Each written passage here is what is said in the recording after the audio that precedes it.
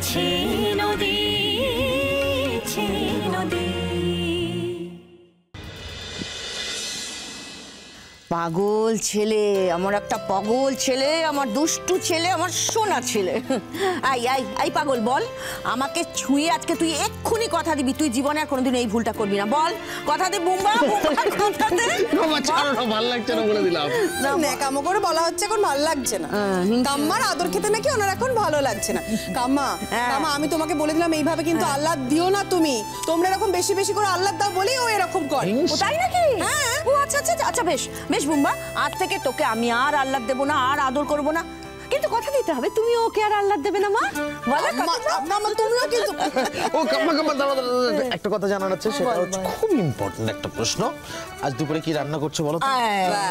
কি খাবি তুই বল না বাবা, তুই যা খেতে চাস আমি তাই রান্না করব। কি খাওয়া দাওয়া নিয়ে কথা হচ্ছে বুঝি? তাহলে আমরা বাইরে গিয়ে খাই। গ্রেট দাদা, ভালোই তো হবে। হ্যাঁ তাই তাই তাই তাই।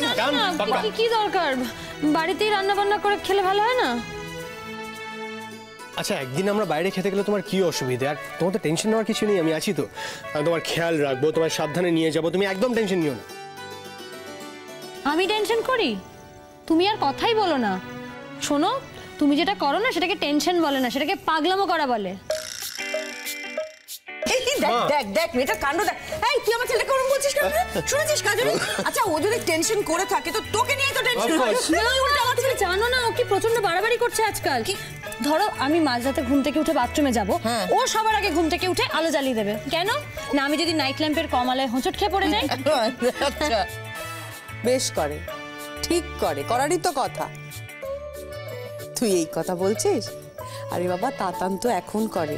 আর বুম্বা যখন আমার মেয়েটা হয়েছিল তারপর থেকে প্রায় 2 বছর, বুঝলি, 2 বছর বুম্বা সারা রাত জেগে কাটিয়েছে।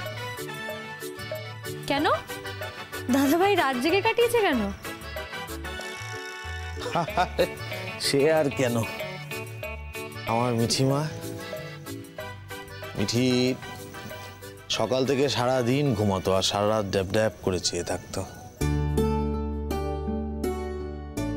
আসলে কাজরি তো তখন সারাদিন বাচ্চা দেখাশোনা, এত পরিশ্রম, তারপর অফিস এমার্জেন্সি সার্ভিস, এসব নিয়ে এত ব্যস্ত থাকতো যে হয় না, সারাদিন অনেক পরিশ্রম তো, তারপরে যদি এসে ওকে আবার সারা রাত জেগে মিঠিকে দেখতে হতো তাহলে ও অসুস্থ হয়ে পড়তো।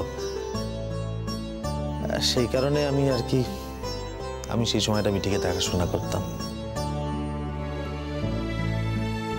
আমি না এই কথাগুলো শুনলে না আমার এত খারাপ লাগে জানিস তো। কেন বলতো তোরা দুজন দুজনের জন্য এত কিছু করিস, এত কিছু